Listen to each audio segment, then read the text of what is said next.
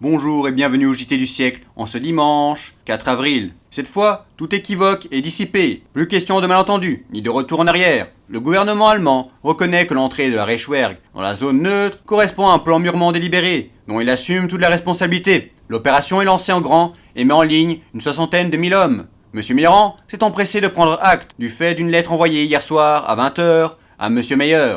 Monsieur Mitterrand constate l'infraction du traité par le gouvernement allemand. Et au cas où l'Allemagne contreviendrait, de quelque manière que ce soit, aux dispositions des articles 42-43, elle serait considérée comme commettant un acte hostile vis-à-vis des puissants signataires du présent traité, et comme cherchant à troubler la paix du monde. M. Guiper, qui est le digne successeur de von Lessner, à la tête de la délégation de paix, s'adresse au président de la conférence, c'est-à-dire à tous les alliés. Sa démarche tente de justifier la tournure prise par les événements. L'intervention est expliquée par des circonstances impérieuses, la nécessité de prévenir les ravages de l'anarchie et de répondre à l'appel des populations. On renouvelle la demande d'autorisation rétrospective. On propose de soumettre les opérations de la zone neutre au contrôle d'une commission interalliée. Le passage le plus caractéristique de la note est la conclusion, qui cherche à esquiver le reproche de violation des articles 43 et 44 du traité de Versailles.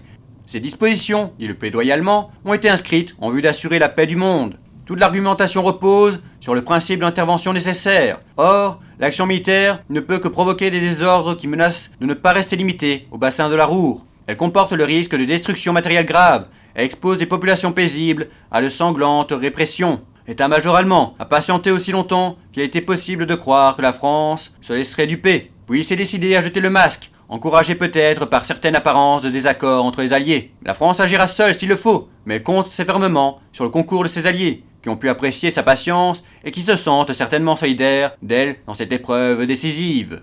Le journal L'Œuvre rapporte un article d'une agrégée de l'université. Le congrès des professeurs de l'enseignement secondaire va s'ouvrir à Strasbourg. L'ordre du jour du prochain congrès comporte la question si aiguë de l'égalisation des traitements féminins et masculins. Cette question se pose donc encore.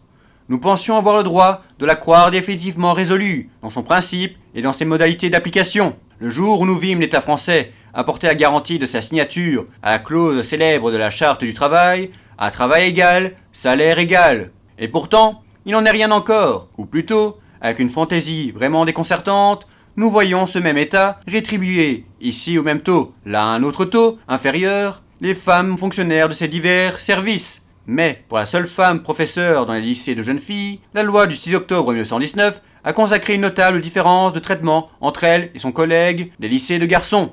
Or, n'est-ce pas ici qu'une semblable différence se justifie précisément le moins, puisque le personnel des lycées de jeunes filles se recrute parmi les femmes pourvues du titre considéré comme le plus élevé dans l'échelle des valeurs universitaires, à savoir l'agrégation.